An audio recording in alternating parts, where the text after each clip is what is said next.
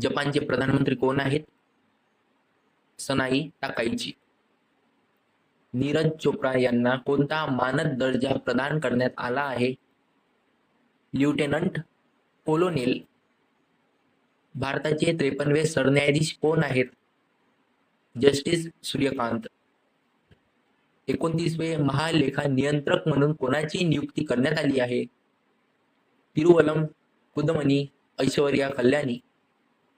भारताचे 15वे नियंत्रक आणि महालेखा परीक्षक कोण आहेत? के संजय मूर्ती.